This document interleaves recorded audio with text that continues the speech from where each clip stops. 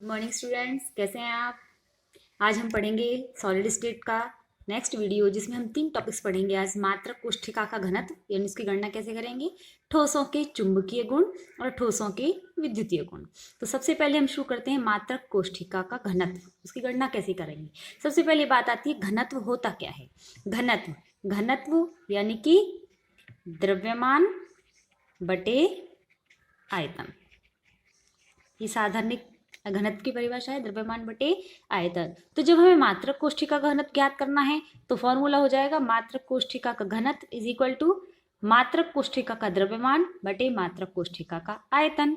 कोष्ठिका का घनत्व हो गया मात्रक कोष्ठिका का द्रव्यमान बटे मात्रक कोष्ठिका का आयतन, यानी कि density of the unit cell is equal to mass of unit cell upon volume of unit cell. ठीक है, अब मात्रक कोष्ठिका का द्रव्यमान क्या होगा। मात्रक कोशिका किससे मिलकर बनती है, अवयवी कणों से, कंपोनेंट पार्टिकल से। तो अवयवी कणों का द्रव्यमान जो होगा वही मात्रक कोशिका का द्रव्यमान होगा, यानी मात्रक कोशिका के द्रव्यमान की जगह हम कह सकते हैं कि मात्रक कोशिका का द्रव्यमान इज इक्वल टू अवयवी कणों का द्रव्यमान, यानी कि मास ऑफ कंपोनेंट पार्टिकल्स। ठीक है, अब हम जानते हैं हर मात्रक कोशिका में हम अवयवी कणों की संख्या कैलकुलेट कर चुके हैं पहले ही।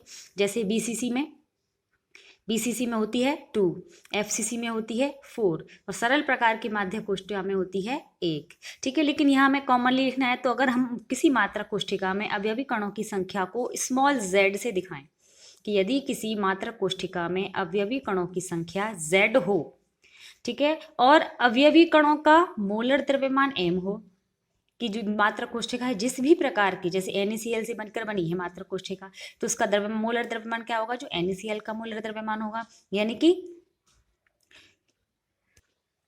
58.5। ठीक है, इसी तरह से यदि हम कणों का मोलर द्रव्यमान m कह रहे हैं तो उसके एक कण का द्रव्यमान कितना आएगा, क्योंकि हमें यहाँ लिखना है अवयवी कणों का द्रव्यमान, मोलर द्रव्यमान नहीं लिखना। मोलर द्रव्यमान का मतलब होता है कि एक मोल में उपस्थित अवयवी कणों का द्रव्यमान, और एक मोल में कितने कण होते हैं, आवोगाद्रो संख्या के बराबर। ठीक है ना, तो जब आवोगाद्रो संख्या यानी कि 6.03 आवोगाद्रो संख्या के बराबर का कणों का द्रव्यमान मोलर द्रव्यमान है, तो एक कण का द्रव्यमान क्या होगा, ये कुल मोलर द्रव्यमान बटे कुल कण। मोलर द्रव्यमान m है, आवोगाद्रो संख्या को हम Na से डिनोट करते हैं। तो एक कण का द्रव्यमान, किसी एक अवयवी कण का द्रव्यमान हो जाएगा m/6.023 इंटू 10⁻23। आवोगाद्रो संख्या हम जानते हैं, तो एक अवयवी कण का मोलर द्रव्यमान आ गया किसी एक अवयवी कण का केवल m/6.023 इंटू 10⁻23। ठीक है, इस प्रकार मात्रक कोष्ठिका का कुल द्रव्यमान इस बराबर क्या हो जाएगा कि एक कण का द्रव्यमान, किसी एक अवयवी कण का द्रव्यमान इंटू अवयवी कणों की संख्या, कि उस मात्रक कोष्ठिका में कुल कितने अवयवी कण उपस्थित हैं।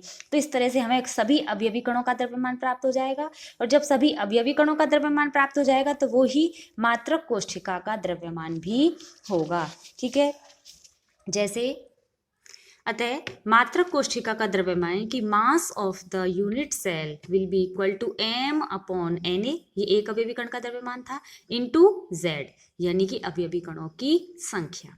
ये तो हमने निकाल लिया मात्रक कोष्ठिका का द्रव्यमान। अब हमें चाहिए उसका वॉल्यूम यानी कि आयतन हम मान रहे हैं, अज्यूम कर रहे हैं कि जो अपनी मात्रक कोष्ठिका है वो घनीय प्रकार की है, तो किसी घन का आयतन क्या होता है, भुजा क्यूब यानी कि साइड क्यूब। अब भुजा क्या है, यदि हम मात्रक कोष्ठिका के किनारे की लंबाई यानी कि जो किनारा है या कोर है या एज है उसकी लंबाई को स्मॉल a से डिनोट करें, पहले भी डिनोट किया है हमने, तो घनीय मात्रक कोष्ठिका का आयतन क्या हो जाएगा, वॉल्यूम क्या हो जाएगा, a क्यूब।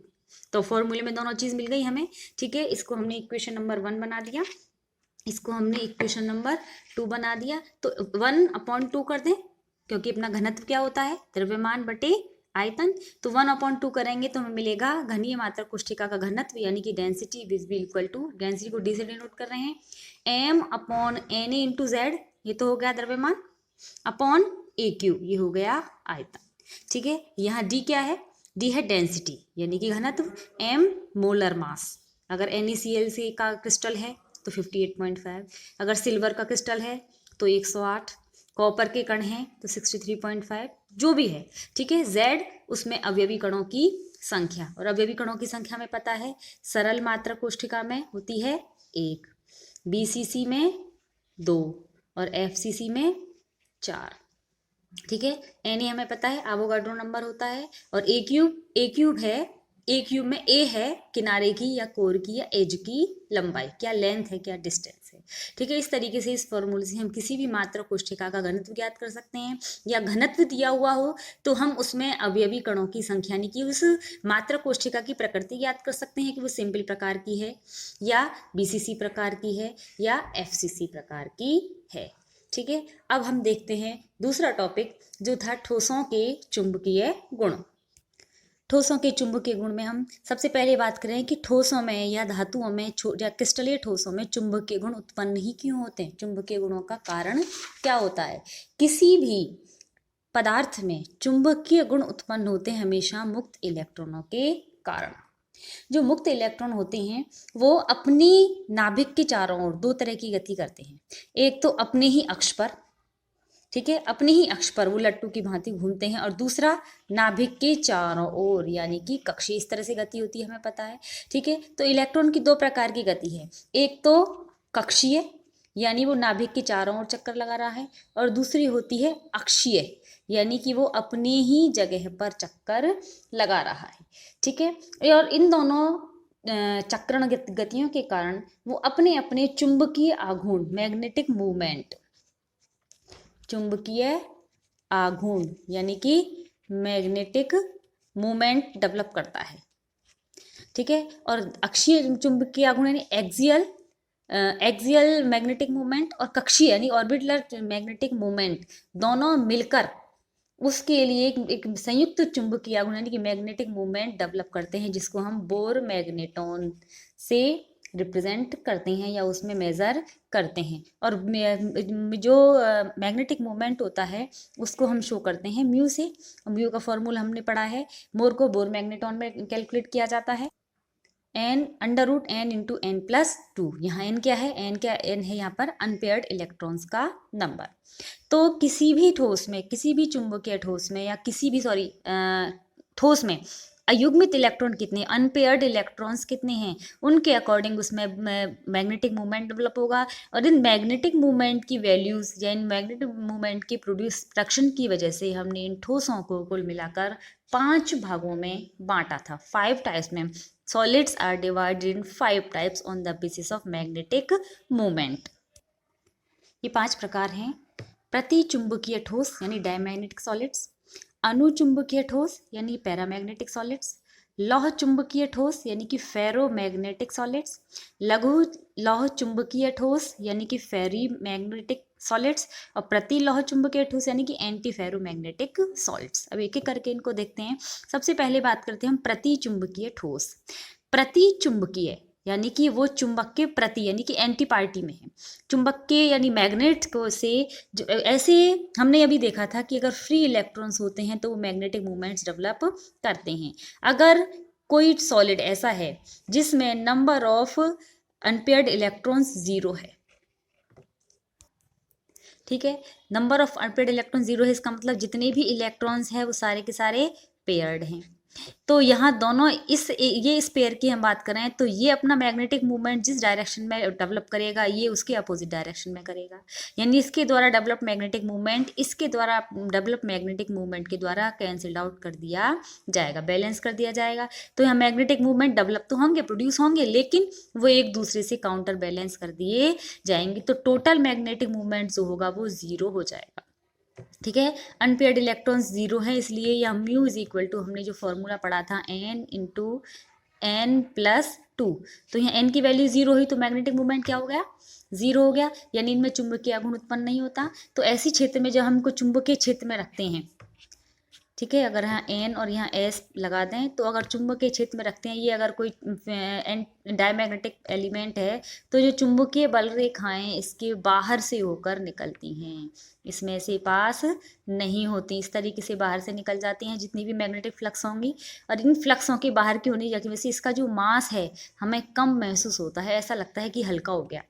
ठीक है। इस तरह से जो डायमैग्नेटिक सॉलिड्स होते हैं यानी कि प्रतिचुंबकीय पदार्थ होते हैं उनमें अयुग्मित इलेक्ट्रॉनों की संख्या 0 होती है, और अयुग्मित इलेक्ट्रॉनों की अनपेड इलेक्ट्रॉन्स की संख्या 0 होने की वजह से उनका मैग्नेटिक मोमेंट 0 हो जाता है। और जब इनको किसी चुंबकीय क्षेत्र में रखते हैं, मैग्नेटिक फील्ड में रखते हैं, तो मैग्नेटिक फ्लक्स जो है वो इनसे बाहर होकर गुजरती हैं, इनके अंदर से नहीं जाती, इसीलिए हमें लाइटर फील होते हैं। ठीक है। और दूसरी बात, जिन भी सॉलिड्स में नंबर ऑफ इलेक्ट्रॉन्स 2, 8, 18 इस तरह के होंगे यानी कि फुली फिल्ड या कहीं इनर्ट गैस जैसे, वो सभी डायमैग्नेटिक सॉलिड्स ही होते हैं। ठीक है। जैसे Zn+2, Ag+, Cd+2, H+, इसमें अनपेड इलेक्ट्रॉन है ही नहीं, कुछ भी नहीं है। ठीक है। इसी तरह से Li+ या Be+2, इनमें नंबर ऑफ अनपेड इलेक्ट्रॉन बिल्कुल नहीं, इसलिए ये सारे के सारे डायमैग्नेटिक सॉलिड्स हैं। ठीक है। दूसरा अब हम बात करते हैं पैरामैग्नेटिक सॉलिड्स, अनुचुंबकीय ठोस। अनुचुंबकीय ठोसों का मतलब होता है कि जिनमें नंबर ऑफ अनपेड इलेक्ट्रॉन्स हैं यानी अयुग्मित इलेक्ट्रॉन उपस्थित हैं, और जितने भी अयुग्मित इलेक्ट्रॉन होंगे उनको इस फॉर्मूला के अकॉर्डिंग अपन मैग्नेटिक मूवमेंट निकालेंगे तो कुछ ना कुछ मैग्नेटिक मूवमेंट आएगा, तो वो अनुचुंबकीय पदार्थ कहलाएंगे। और जब अनुचुंबकीय पदार्थों को हम मैग्नेटिक फील्ड में रखते हैं तो क्या होगा कि अगर अनुचुंबकीय पदार्थ को हम मैग्नेटिक मूवमेंट में रखेंगे तो ये चुंबकीय पदार्थ, ये जो सॉलिड है, ये इस मैग्नेटिक फील्ड से अट्रैक्ट होगा। वो रिपेल हो रहे थे, ये अट्रैक्ट करेंगे, और अट्रैक्ट करेंगे तो जितनी भी मैग्नेटिक फ्लक्स होंगी वो इसके अंदर से होकर पास होंगी इस तरीके से। और जब मैग्नेटिक फ्लक्स इसके अंदर से पास होंगी तो इसका मास हमें हैवियर महसूस होने लगेगा कि भारी हो गया ये। मैग्नेटिक फील्ड में इनको अट्रैक्ट किया जाता है, और जितनी भी मैग्नेटिक फ्लक्स होती हैं वो इनके अंदर से गुजरती हैं। कारण क्या था? कारण केवल एक कि इनमें अनपेयर्ड इलेक्ट्रॉन्स पाए जाते हैं, अयुग्मित इलेक्ट्रॉन पाए जाते हैं। ठीक है। लेकिन इनकी विशेष बात ये होती है कि ये जब मैग्नेटिक फील्ड में रखे जाएंगे तब तो खुद भी एक मैग्नेट की तरह वर्क करने लगते हैं, लेकिन जैसे ही हम आउटर मैग्नेटिक फील्ड को हटाते हैं वैसे ही इनका जो मैग्नेटिक बिहेवियर है वो नष्ट हो जाता है, खत्म हो जाता है। यानी केवल मैग्नेटिक फील्ड में तो ये एज मैग्नेट बिहेव कर रहे हैं, लेकिन मैग्नेटिक फील्ड हटाते ही ये इनका मैग्नेटिक बिहेवियर नष्ट हो जाता है, इनमें मैग्नेटिक प्रॉपर्टीज़ नहीं बचती। इसका मतलब इनमें जो मैग्नेटिक प्रॉपर्टीज़ हैं वो अनस्टेबल होती हैं। ठीक है ना। जैसे फीकोनी यानी कि आयरन, कोबाल्ट, निकल। ठीक है। इसी तरह से Cu+2, Fe+2, TiO2, तीसरे हैं लौह चुंबकीय ठोस यानी कि फेरोमैग्नेटिक सॉलिड्स। फेरोमैग्नेटिक सॉलिड्स वो होते हैं जिनको जब हम मैग्नेटिक फील्ड में रखते हैं तो बहुत तेजी से स्ट्रांगली अट्रैक्ट होते हैं। ठीक है। और ना केवल अट्रैक्ट होते हैं बल्कि जब हम मैग्नेटिक फील्ड हटा देते हैं तो भी वो खुद अपने आप में एक परमानेंट मैग्नेट बन जाते हैं, यानी खुद उनका मैग्नेटिक बिहेवियर है जो खत्म नहीं होता, नष्ट नहीं होता। जबकि अनुचुंबकीय में हमने देखा था, ठीक है, पैरामैग्नेटिक सॉलिड्स में देखा था हमने कि जब उनको चुंबकीय फील्ड से हटाते हैं तो उनकी मैग्नेटिक जो प्रॉपर्टीज़ हैं वो खत्म हो जाती हैं। लेकिन लौह चुंबकीय ठोस जो होते हैं उनको जब चुंबकीय क्षेत्र में रखते हैं तो वो स्ट्रांगली अट्रैक्ट होते हैं, तेजी से आकर्षित होते हैं, और चुंबकीय क्षेत्र हटाने के बाद भी उनमें चुंबकीय गुण बने रहते हैं। ठीक है। यानी कि वे सॉलिड्स जो मैग्नेटिक फील्ड में तेजी से स्ट्रांगली अट्रैक्ट होते हैं उन्हें हम फेरोमैग्नेटिक सॉलिड्स कहते हैं। अब ऐसा होता क्यों है? ऐसा होता इसलिए है क्योंकि कुछ एलिमेंट्स ऐसे हैं जैसे FeCO, Ni, ये 3 एलिमेंट ऐसे हैं जिनमें जो इनके मैग्नेटिक फील्ड जो डेवलप होता है वो मैग्नेटिक फील्ड छोटे छोटे सेगमेंट्स में डिवाइड हो जाता है। ठीक है। उन छोटे छोटे सेगमेंट्स को हम कहते हैं डोमेन्स यानी कि संरेखण, इन डोमेन्स कहते हैं। ये जो छोटे छोटे मैग्नेटिक फील्ड के जो सेगमेंट्स बन गए हैं इनको हम डोमेन्स कहते हैं।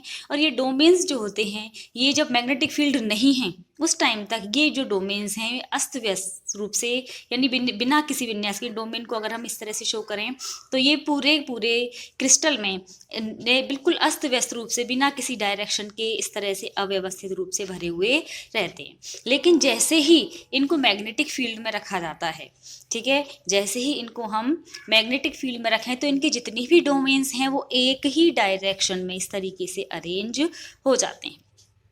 यहाँ जब ये इरेगुलरली अरेंज थे तो इनके जो मैग्नेटिक मूवमेंट थे वो इनको कहीं ना कहीं निरस्त कर रहे थे, एक दूसरे को काउंटर बैलेंस कर रहे थे। लेकिन जैसे ही इनके चारों तरफ हमने मैग्नेटिक फील्ड लगाया तो ये मैग्नेटिक फील्ड की वजह से जितने भी डोमेन्स थे सारे एक ही डायरेक्शन में अरेंज हो गए, और एक ही डायरेक्शन में अरेंज होने की वजह से इनकी जितनी भी मैग्नेटिक मूवमेंट्स हैं वो सारे प्लस हो गए। प्लस होने की वजह से इनका मैग्नेटिक मूवमेंट बहुत हाई हो गया, और हाई होने की वजह से ही मैग्नेट फील्ड में ये स्ट्रांगली अट्रैक्ट होते हैं और खुद एक मैग्नेट की तरह बिहेव करने लगते हैं। ठीक है, ये है एलिमेंट्स कौन से हैं, FeCO और Ni, यानी आयरन, कोबाल्ट और निकिल। इसके अलावा एक होता है कंपाउंड CrO2। ये एक बहुत अच्छा फेरोमैग्नेटिक एलिमेंट कंपाउंड है, सॉलिड है, और इसका उपयोग किया जाता है कैसेट्स की टेप बनाने में। ऑडियो कैसेट, वीडियो कैसेट्स जो बनती हैं उनकी टेप बनाने में इसका उपयोग किया जाता है। ठीक है, नेक्स्ट फोर्थ है अपने लघु लौह चुंबकीय, यानी कि फेरी मैग्नेटिक सॉलिड्स। फेरी मैग्नेटिक सॉलिड्स में भी क्या होगा कि इनमें भी क्या है कि इस तरीके से डोमेन्स होते हैं अलग अलग तरह से अस्त व्यस्त से बिखरे हुए। जब इनको चुंबकीय क्षेत्र में रखते हैं तो इनके डोमेन्स अरेंज होते हैं, लेकिन इनमें से जब अरेंज होते हैं तो कुछ का डायरेक्शन तो एक साइड में होता है यानी क्लॉकवाइज, कुछ का डायरेक्शन होता है एंटी क्लॉकवाइज, लेकिन जो इक्वल क्वांटिटी में नहीं होता। जैसे यहाँ देखें 1 2 3 4 5 6 डोमेन्स तो मैंने बनाए हैं क्लॉकवाइज, और 1 2 3 डोमेन्स मैंने बनाए हैं एंटी क्लॉकवाइज। तो डोमेन्स इतने सारे हैं, लेकिन उनमें से 3 डोमेन्स तो आपस में एक दूसरे को काउंटर बैलेंस कर रहे हैं, बाकी जो डोमेन्स बचे हैं केवल उन्हीं की वजह से इनमें मैग्नेटिक मूवमेंट डेवलप होता है। तो इनकी जो मैग्नेटिक प्रॉपर्टी है वो फेरोमैग्नेटिक प्रॉपर्टी सॉलिड्स यानी कि लौह चुंबकीय सॉलिड से थोड़ी सी कम हो जाती है। ठीक है, और कम हो जाती है यानी ये मैग्नेटिक फील्ड में अट्रैक्ट तो होंगे लेकिन उतनी तेजी से अट्रैक्ट नहीं होते जितनी तेजी से फेरोमैग्नेटिक एलिमेंट्स अट्रैक्ट होते हैं। ठीक है, एग्जाम्पल्स जैसे कौन कौन से हैं, जैसे इसमें है मैग्नेटाइट यानी कि Fe3O4 मैग्नेटाइट, इसका एग्जाम्पल है। इसी तरीके से MgFe2O4, ठीक है, ये भी इसी का एग्जाम्पल है। ये जो मिक्स्ड या नॉन स्टोइकोमेट्रिक स्पाइनल ऑक्साइड्स कहते हैं इनको, स्पाइनल ऑक्साइड्स इसी के एग्जाम्पल में आते हैं। इसी तरह से ZnFe2O4, ये जो स्पाइनल ऑक्साइड्स हैं ये भी एक स्पाइनल ऑक्साइड ही है। ये स्पाइनल ऑक्साइड सारे लघु लौह चुंबकीय ठोसों में आते हैं। ये स्पाइनल ऑक्साइड का मतलब होता है कि इनमें एक मेटल तो होती है, मेटल आयन होता है +2, 2 मेटल आयन होते हैं +3। जैसे यहाँ ये Mg +2 में है और ये Fe दोनों ही Fe+3 में है। यहाँ ये Zn +2 में है, ये दोनों ही +3 में हैं। यहाँ हमने एक साथ 3 Fe लिखे हैं। यहाँ पर एक Fe तो Fe+2 के रूप में है और 2 Fe+3 के रूप में है। ठीक है, इनमें डोमेन्स का जो संरेखण होता है वो इस तरीके से होता है कि सारे के सारे एक ही डायरेक्शन में नहीं हैं और ना ही सारे के सारे अपोजिट डायरेक्शंस में हैं। ठीक है, तो इनका जो टोटल मैग्नेटिक मूवमेंट है वो 0 नहीं हो पाता और इनकी मैग्नेटिक प्रॉपर्टीज बनी रहती हैं, लेकिन फेरोमैग्नेटिक सॉलिड्स यानी कि लौह चुंबकीय सॉलिड्स की तुलना में थोड़ी सी कम हो जाती हैं, इसलिए मैग्नेटिक फील्ड में थोड़े से कम आकर्षित होते हैं। और लास्ट हैं प्रति लौह चुंबकीय यानी कि anti ferromagnetic solids. Anti ferromagnetic solids, anti ferromagnetic solids का मतलब होता है कि इनकी जितने भी डोमेन्स हैं और इनके जो डोमेन्स हैं सारे के सारे ही इस तरीके से अरेंज्ड हैं कि जितना मूवमेंट क्लॉकवाइज है उतना ही मूवमेंट एंटी क्लॉकवाइज भी है।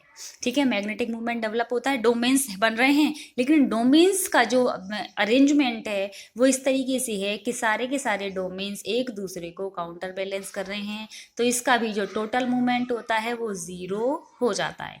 ठीक है, मैग्नेटिक मूवमेंट डेवलप हो रहा है लेकिन डोमेन्स का अरेंजमेंट इस तरीके से है कि इनमें जो टोटल मैग्नेटिक मूवमेंट है वो एक दूसरे से नष्ट हो गया यानी कि खत्म हो गया।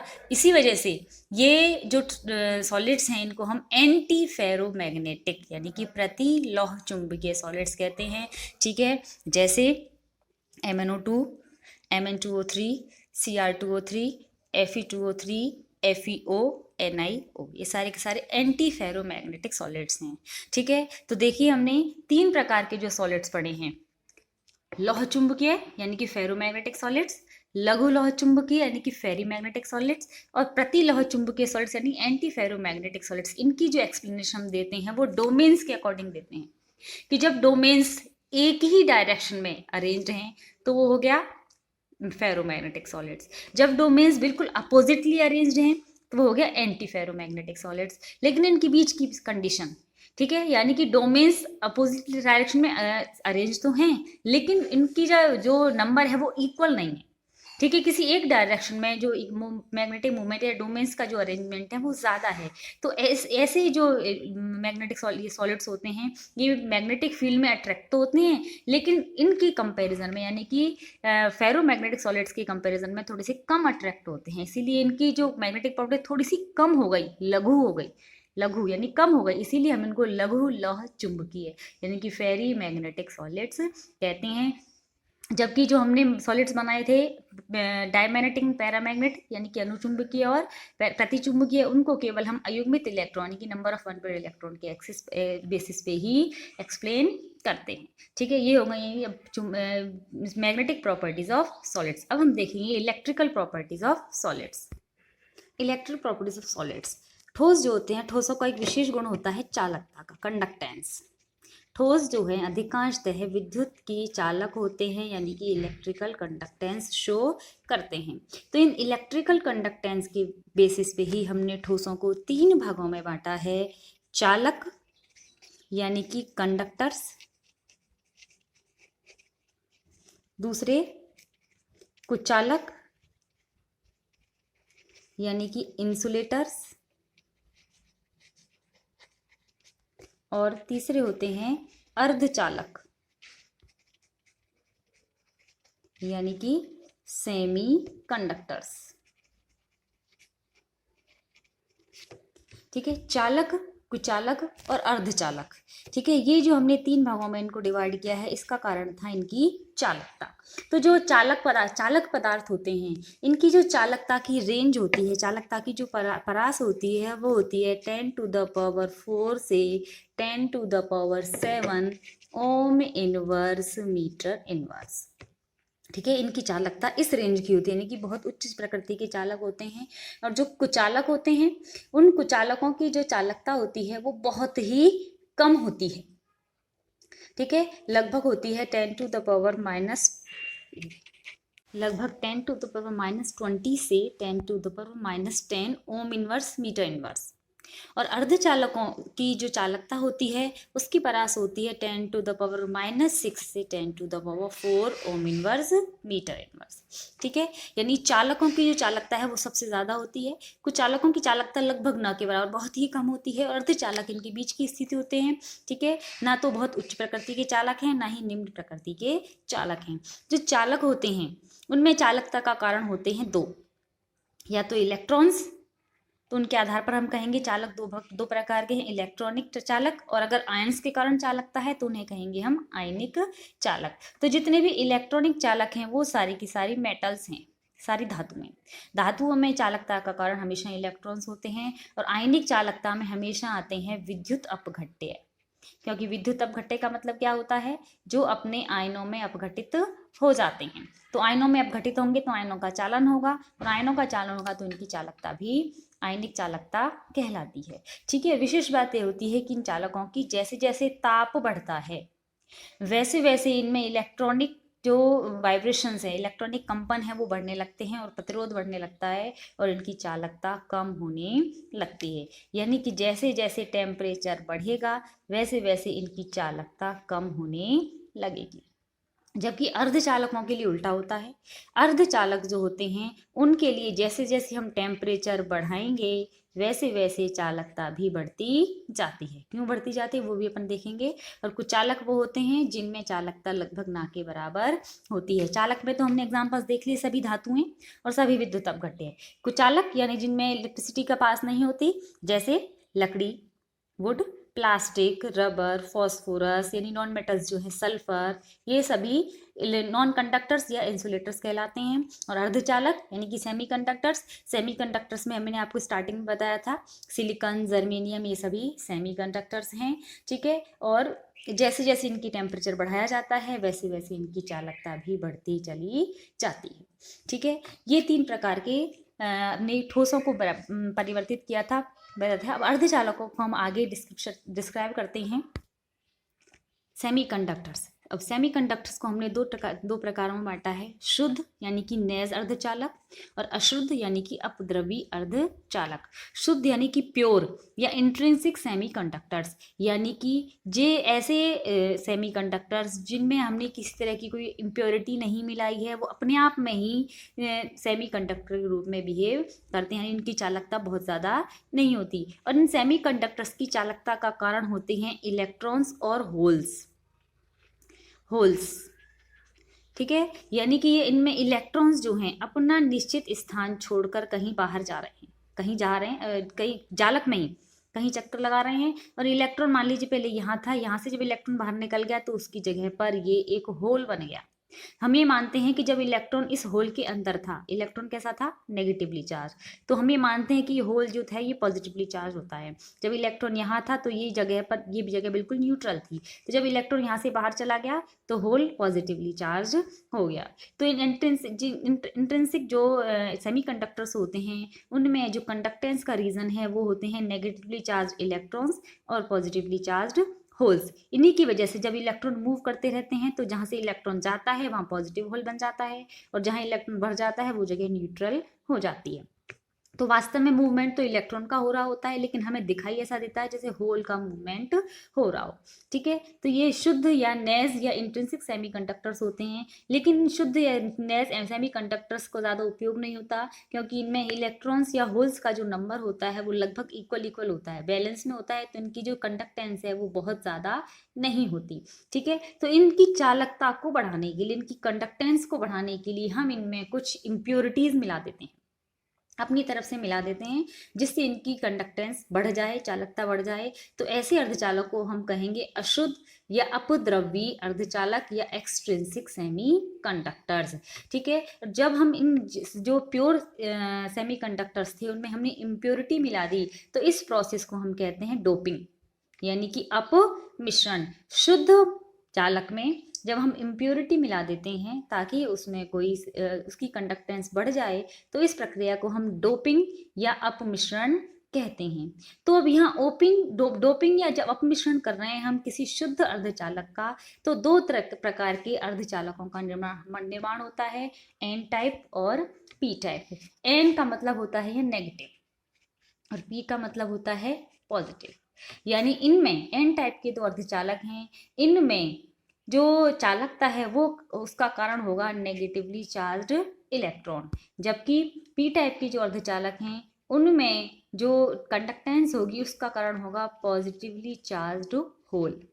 यानी यहाँ चालकता धनात्मक छिद्रों के कारण होती है, जबकि यहाँ चालकता ऋणात्मक इलेक्ट्रॉनों के कारण होती है। ठीक है, देखते हैं ये एन टाइप और पी टाइप चालक अर्धचालक कैसे बनते हैं। हमने कहा अर्धचालक जो थे उनके एग्जाम्पल देखा था हमने, सिलिकॉन या जर्मेनियम। ठीक है, ये जनरली 14 में, आप अपनी जो पीरियड टेबल है उसके 14th ग्रुप के मेंबर्स होते हैं। 14th ग्रुप का होता है कार्बन फैमिली। इनका जो जनरल इलेक्ट्रॉनिक कॉन्फ़िगरेशन है NS2 है, यानी कि इनके आउटर मोस्ट शेल में 4 इलेक्ट्रॉन्स होते हैं, यानी कि इनकी जो वैलेंसी है वो 4 होती है। ठीक है, जब इन 14 वर्ग के जो सेमीकंडक्टर्स हैं इनमें हम 15th वर्ग की इम्प्योरिटी मिक्स करें या डोपिंग करें। ठीक है, 15th वर्ग की डोपिंग करने से क्या होगा, 15th वर्ग का इलेक्ट्रॉनिक कॉन्फ़िगरेशन होता है NS2NP5, यानी कि उनमें 5 इलेक्ट्रॉन्स प्रेजेंट होते हैं। तो जब हमने जैसे सिलिकॉन में हमने फास्फोरस की इम्प्योरिटी कर दी, सिलिकॉन की वैलेंसी 4 है, ये चारों तरफ में 4 वैलेंसी से फ्री है। अब यहाँ हम देखा कि डोपिंग की तो एक सिलिकॉन की जगह पर मान लीजिए एक फॉस्फोरस आ गया। फॉस्फोरस के पास हैं 5 electrons, 5 electrons are present in phosphorus, 4 electrons are used to balance the valency. ठीक है, 4 इलेक्ट्रॉन्स तो यहाँ से SUG बंध बनाने में यूज होगा, लेकिन एक इलेक्ट्रॉन यहाँ रह गया। अब ये इलेक्ट्रॉन यहाँ मूव करता रहेगा, electron negatively charge electron is free to move.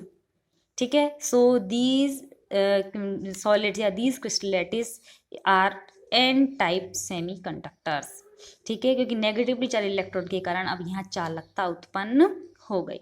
ठीक है, बिल्कुल उसी तरीके से अगर हम 14वें वर्ग के 14th वर्ग ग्रुप यानी कि कार्बन फैमिली के सेमीकंडक्टर्स में 13th ग्रुप यानी कि बोरोन फैमिली की इम्प्योरिटी मिक्स करें। बोरोन फैमिली यानी जिनका इलेक्ट्रॉनिक कॉन्फ़िगरेशन NS2NP1 यानी कि 3 इलेक्ट्रॉन्स, तो इन 3 इलेक्ट्रॉन्स वाली इम्प्योरिटी को जब हम इनमें 14th ग्रुप में मर्ज करते हैं। तो जैसे देखिए यहाँ जर्मेनियम का मैंने सेमीकंडक्टर बनाया है, इसमें बोरोन को जब इंसर्ट किया है तो बोरोन के आउटर मोस्ट शेल में 3 ही इलेक्ट्रॉन हैं, जबकि जर्मेनियम 4 वैलेंसी शो करता है। तो यहाँ कहीं भी एक बॉन्ड जो है जिसमें एक बॉन्ड के इस जी के इलेक्ट्रॉन्स तो आ जाएंगे, लेकिन बोरोन के पास इलेक्ट्रॉन है ही नहीं। इलेक्ट्रॉन नहीं है तो उसकी जगह क्या बन गया, ये होल। और होल कैसा होता है, पॉजिटिवली चार्ज। तो यहाँ ये पॉजिटिवली चार्ज होल हो गया। अब यहाँ क्या होगा कि यहाँ का जो इलेक्ट्रॉन है वो यहाँ मूव कर सकता है, तो यहाँ का इलेक्ट्रॉन यहाँ जाएगा तो होल यहाँ बन जाएगा, फिर यहाँ का इलेक्ट्रॉन अगर यहाँ आएगा तो होल यहाँ बन जाएगा। तो यहाँ वास्तव में मूवमेंट किसका हो रहा है, इलेक्ट्रॉन्स का, लेकिन हमें दिखाई क्या देगा कि जैसे होल जो है वो मूवमेंट कर रहा है। तो इस तरह कैसे यह मूवमेंट होने लगता है और मूवमेंट की वजह से कंडक्टेंस इंक्रीज हो जाती है। ध्यान रखें इस चीज़ को, it is very important for this year कि एन टाइप के जो सेमीकंडक्टर्स हैं वो 15th ग्रुप की इम्प्योरिटी की वजह से बनते हैं, और पी टाइप के जो सेमीकंडक्टर्स हैं वो 13th ग्रुप यानी कि बोरोन फैमिली की इम्प्योरिटी मिक्स करने की वजह से बनते हैं। ठीक है, ये हो गया सभी कंडक्टर्स, सेमीकंडक्टर्स और इंसुलेटर्स का डिस्क्रिप्शन। अब हमें इनको बैंड थ्योरी या इनकी जो बॉन्डिंग है, बॉन्डिंग के थ्रू हमें बैंड थ्योरी से इनकी कंडक्टेंस को एक्सप्लेन करना है। तो अब हम पढ़ेंगे बैंड थ्योरी है वो MOT पर बेस्ड है। MOT जो हम पढ़ चुके हैं, आणविक कक्षक सिद्धांत यानी कि मॉलिक्यूलर ऑर्बिटल थ्योरी। ठीक है, मॉलिक्यूलर ऑर्बिटल थ्योरी में हमने पढ़ा था कि जो एओज होते हैं यानी कि परमाणविक कक्षक होते हैं वो अपनी ऊर्जाओं का पुनर्वितरण करके एमओज यानी आणविक कक्षक बनाते हैं। देखा था हमने कि अगर ये एक परमाणविक कक्षक है, ये एक परमाणविक कक्षक है, तो ये क्या करते हैं इस तरीके से, एक तो सिग्मा और एक सिग्मा स्टार, इस तरीके से आणविक कक्षकों का निर्माण करते हैं, ये पढ़ा था हमने। तो वही चीज़ यहाँ बताई गई है कि जो धात्विक अणु हैं, धातुओं के रूप से विशेष रूप में धात्विक अणु है, उनमें मान लीजिए n अणु है अपने पास या n परमाणु है धातुओं की, तो उनमें जो आणविक कक्षक हैं उनकी संख्या भी n होगी। तो जब n परमाणु एक तरफ से और n परमाणुओं के दूसरी तरफ से परमाणु कक्षक मिलेंगे तो कुल मिला के 2n आणविक कक्षकों का निर्माण होगा। तो जब ये 2n आणविक कक्षक, इन बहुत सारे आणविक कक्षक आपस में मिलेंगे तो उनके बीच का ये जो डिफरेंस है, ये जो ऊर्जा अंतराल है वो लगातार कम कम कम कम होता चला जाएगा, और होता चला जाएगा तो बैंड लाइक स्ट्रक्चर बन जाएगी। ठीक है, बैंड लाइक स्ट्रक्चर बन जाएंगी इस तरीके से, इनको हम कहते हैं बैंड्स। एक बैंड ये बना है, एक बैंड ये बना है। ये वाला बैंड बना है संयोजकता कोश के कारण, कि जो संयोजकता कोश था उसके जो आणविक कक्षक, परमाणविक कक्षक थे, उन्होंने जब आपस में अतिव्यापन किया या अपने LCAO रेखीय कक्षकों का परमाणवीय से रेखीय संयोग, LCAO MOT में पढ़ा है हमने, जब रेखीय संयोग किया तो संयोजकता बैंड का निर्माण हुआ। ठीक है, और जो उनके रिक्त पर कक्षक थे, वेकेंट परमाणविक कक्षक थे, उनकी वजह से एक रिक्त कक्षक का निर्माण हुआ जिसे हम चालकता बैंड कहते हैं। तो इस तरीके से अकॉर्डिंग टू MOT जो धातुएं या जो भी ठोस होते हैं उनमें दो तरीके के बैंड बन जाते हैं, वैलेंस बैंड यानी कि संयोजकता बैंड और कंडक्शन बैंड यानी कि चालकता बैंड। कंडक्शन बैंड अधिकांशतः रिक्त होता है, खाली होता है, बिल्कुल वेकेंट होता है, और संयोजकता बैंड, वैलेंस बैंड जो है वो फुली फिल्ड भी हो सकता है और वेकेंट भी हो सकता है। ठीक है, फुली वेकेंट नहीं होगा, हाफ फिल्ड हो सकता है। ठीक है, अब इनमें ये देखा गया कि जब ये जो बैंड्स बनते हैं, इन बैंड्स के बीच में एनर्जी गैप कितना है, उस एनर्जी गैप के अकॉर्डिंग ही चालक, अर्धचालक और कुचालकों का यानी कि कंडक्टर्स, सेमीकंडक्टर्स और इंसुलेटर्स यानी कि नॉन कंडक्टर्स की मैकेनिज्म शो की गई है कि जो कुछ ऐसे पदार्थ या ऐसे ठोस, ऐसे सॉलिड्स जिनमें संयोजकता बैंड यानी कि वैलेंस बैंड और कंडक्शन बैंड आपस में ओवरलैप्ड होते हैं, यानी इनके बीच में किसी तरह का गैप है ही नहीं, किसी भी तरह का एनर्जी गैप है ही नहीं, कोई एनर्जी इंटरवल है ही नहीं, तो यहाँ से इलेक्ट्रॉन इजीली यहाँ मूव कर सकते हैं। यानी कि ये जो पदार्थ हैं, ये जो ठोस हैं, इनके इलेक्ट्रॉन्स एनी टाइम मूव कर सकते हैं, और एनी टाइम मूव कर सकते हैं तो इनकी चालकता उच्च कोटि की पाई जाती है, 10⁴ से 10⁷ ओम इनवर्स 10 इनवर्स की। ठीक है, लेकिन कुछ पदार्थ ऐसे होते हैं जिनमें ये जो दोनों बैंड्स हैं इनके बीच में थोड़ा सा एनर्जी गैप पाया जाता है, यानी कि जनरली टेम्परेचर कम होगा तो इलेक्ट्रॉन यहाँ से यहाँ मूव नहीं कर पाएंगे, ठीक है। लेकिन इनकी थोड़ी सी हीट किया जाए, थोड़ा सा इनको गर्म किया जाए, तो गर्म करने से यहाँ जो इलेक्ट्रॉन्स फील्ड हैं उनकी काइनेटिक एनर्जी बढ़ेगी और वो इलेक्ट्रॉन्स इजीली मूव करके कूद के यहाँ चले जाएंगे, चालकता बैंड में चले जाएंगे। तो जैसे जैसे हम टेम्परेचर बढ़ाते हैं वैसे वैसे सेमी कंडक्टर्स की कंडक्टेंस बढ़ती चली जाती है। यहाँ समझ में आ गया होगा आपको कि टेम्परेचर इंक्रीज करने से सेमी कंडक्टर्स की कंडक्टेंस क्यों बढ़ जाती है। और यहाँ हम ये देखें कि टेम्परेचर इंक्रीज करने से कंडक्टर्स की कंडक्टिविटी कम क्यों हो जाती है, कि यहाँ पर इनको इलेक्ट्रॉन्स को यहाँ से यहाँ जाने के लिए किसी स्पेशल एनर्जी की जरूरत नहीं है, वो एनी टाइम कभी भी मूव कर सकते हैं। तो जब कभी भी मूव कर सकते हैं तो जैसे जैसे हम टेम्परेचर बढ़ाएंगे तो यहाँ मूवमेंट हमेशा फ्री था, लेकिन टेम्परेचर बढ़ने से इनकी जो इलेक्ट्रॉनिक कंपन है वो बढ़ने लगेंगी, यानी कि जो इनका इंटरनल रेजिस्टेंस है, आंतरिक प्रतिरोध है, वो बढ़ेगा और वो बढ़ेगा तो इनकी चालकता यानी कि कंडक्टेंस कम होती चली जाएगी। ठीक है ना। तो जो कंडक्टर्स होते हैं उनमें एनर्जी गैप नहीं होता, जबकि जो अर्धचालक यानी सेमी कंडक्टर्स होते हैं उनमें थोड़ा सा एनर्जी गैप होता है, जिसे हम वर्जित ऊर्जा अंतराल या प्रोहिबिटेड इंटरवल या निषिद्ध ऊर्जा क्षेत्र कहते हैं, जिसमें इलेक्ट्रॉन मूव नहीं कर सकते। तो सेमी कंडक्टर्स में ये गैप छोटा सा होता है, जिससे इजीली इलेक्ट्रॉन्स मूव पार कर जाते हैं और ऊपर कंडक्शन बैंड में चले जाते हैं। लेकिन कुछ सॉलिड्स ऐसे होते हैं जिनमें वैलेंस बैंड और कंडक्शन बैंड के जो बीच का ये एनर्जी डिफरेंस है, एनर्जी गैप है, वो बहुत ज़्यादा होता है, इतना ज़्यादा कि इलेक्ट्रॉन्स इजीली यहाँ से वहाँ पहुँच ही नहीं पाते, और नहीं पहुँच पाते तो वो कंडक्शन नहीं कर पाते, इसलिए इनकी कंडक्टेंस की वैल्यू बहुत ही कम यानी कि 10⁻⁻20 से 10⁻⁻10 की रेंज की ही होती है। ठीक है। तो हम प्रोहिबिटेड छेद या बैंड थ्योरी के अकॉर्डिंग बता सकते हैं कि वे ठोस जिनमें एनर्जी गैप होता ही नहीं है उन्हें चालक कहते हैं यानी कंडक्टर्स कहते हैं, क्योंकि इलेक्ट्रॉन्स इजीली मूव कर सकते हैं। As temperature increases conductance decreases. और सेमी कंडक्टर्स वो होते हैं जिनमें जो प्रोहिबिटेड इंटरवल होता है वो बहुत कम होता है, और टेम्परेचर इंक्रीज करने से इलेक्ट्रॉन इजीली यहाँ से यहाँ मूव कर जाते हैं और कंडक्टेंस बढ़ जाती है, उन्हें हम सेमी कंडक्टर्स कहते हैं। और जो इंसुलेटर्स होते हैं उनमें प्रोहिबिटेड जो इंटरवल है वो बहुत ज़्यादा होता है कि इलेक्ट्रॉन नीचे से ऊपर कंडक्शन बैंड में इजीली नहीं जा पाते, इसलिए इनकी कंडक्टेंस भी बहुत ही कम होती है। ठीक है। इस तरह से बैंड थ्योरी के अकॉर्डिंग हम ये चीज़ बता सकते हैं। और एक लास्ट टॉपिक इस चैप्टर का अति चालक यानी कि सुपर कंडक्टर्स। ये क्या होते हैं? अति चालक। हमें जानते हैं चालकता यानी कि C = होती है 1/R, यानी चालकता जो होती है प्रतिरोध का व्युत्क्रम होती है, इन्हें प्रतिरोध कम होगा तो चालकता ज़्यादा होती चली जाएगी। ठीक है ना। और हमने एक चीज़ यहाँ देखी कि जैसे जैसे टेम्परेचर इंक्रीज होता है चालकों की चालकता कम होती जाती है, तो उल्टा करें हम, टेम्परेचर को जैसे जैसे डिक्रीज करेंगे वैसे वैसे चालकता बढ़ती चली जाएगी। तो पदार्थों में क्या होता है, कुछ पदार्थों में टेम्परेचर को हम जब बहुत अति निम्न कर देते हैं तो उनका जो प्रतिरोध है वो शून्य हो जाता है। ठीक है ना। एक टेम्परेचर ऐसा आता है जब R की वैल्यू हो जाती है 0 ओम। जब R की वैल्यू 0 होगी तो 1/0 यानी कि C क्या हो जाएगा? इनफाइनाइटी, अनंत हो जाएगा या अति हो जाएगा। तो जब कुछ पदार्थों की अति निम्न ताप पर चालकता अधिकतम हो जाती है और प्रतिरोध न्यूनतम हो जाता है, ऐसे पदार्थों को ही हम सुपर कंडक्टर्स या अति चालकता कहते हैं। जैसे Hg यानी पारा 4 केल्विन पर 4 केल्विन टेम्परेचर पर सुपर कंडक्टर बन जाता है, यानी 4 केल्विन टेम्परेचर